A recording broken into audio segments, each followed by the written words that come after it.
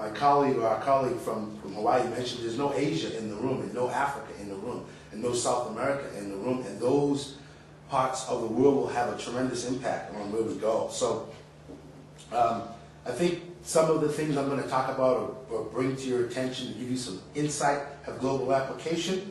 Some of them are very US based, but some of the things that we've experienced there, I think you're going to begin to see more of in Europe in terms of cross-cultural conflict, and how we manage that is really going to be key for the future. I think we need to always think of being inclusive of who's not represented in the room, what perspectives are not in the room, because if they're not there, we won't be able to make the best decision about what our future could be. So with that, I put together an agenda of a few points that I'll touch on. I don't want to assume that everybody, has the same definition of dimensions of diversity. This is typically what we use in the US. It's around work style, physical challenge, religion, etc. The definition we like to use most, and again, I represent mostly restaurants, food service establishments, Sodexo, Aramark, Compass in the US, some hotels, and then all of the food and non-food manufacturers who touch that industry. But we focus our energy on diversity as diversity of thought to produce better solutions, not as much social, moral, ethical as it is business related.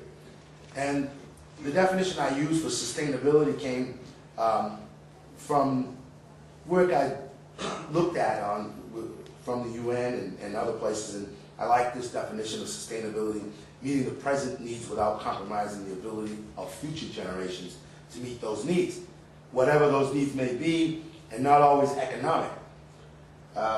With regard to sustainability, I used UNESCO's example of these points being important to them, equal dignity of cultures. We find as you talk to certain groups in America, respecting of that culture and having patience. Coca-Cola spent a whole lot of money to find out that it was two things that drive Latino engagement: respect and patience. $1 million+ to find out those two words. But cultural property and heritage, keeping the dialogue, respect cultural rights, cultural policies and tourism, blah, blah, blah. Diversity in business, the way we see things in the US as a construct, is only 25 years old. People will say maybe it's 30, but there's really not been a lot of support for this much longer than 25 years ago when the Hudson Institute came out with Workforce 2000. It's probably like this future stuff, where we're going. They sounded the alarm, there's going to be a people problem.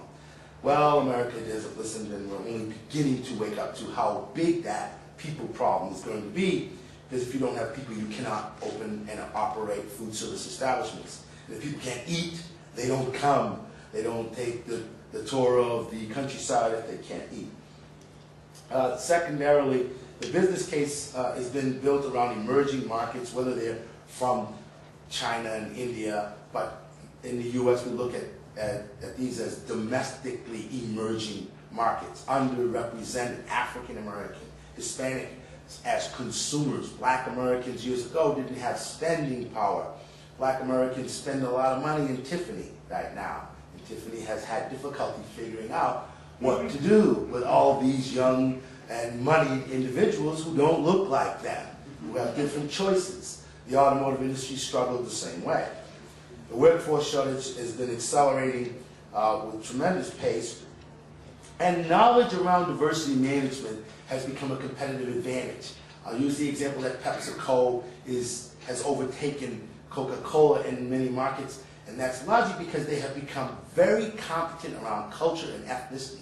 They speak black, they speak white, they speak woman, they speak Latino, they speak Muslim, they speak urban, they speak youth, they speak age. They speak it culturally and know how to market, and that's why they've been successful. The other element is being culturally competent is going to be a requirement for moving forward. You will not be able to manage if you do not understand sexual orientation and disability as part of the language in the workplace. The demographic shifts, I won't go a lot into that because a lot of people have talked about it, but in the US, these things scare white people. They scare white CEOs that whites are minority in 4 states. I'm not making it up. I'm just a restaurant guy telling you the truth. Immigrants, the U.S. food and hospitality industry would come to a screeching halt if it were not for our Hispanic Latino workforce. And that's a big issue, and we want to build a fence between the United States and Mexico. And you figure out how you're going to put a roof on your buildings and how you're going to serve people. Buying power has been the other one. They begin to look at the transformation in buying power in the U.S. Who has the money? Years ago, these underrepresented groups didn't have money to be tourists, so you didn't need to worry about them. You do need to worry about them now.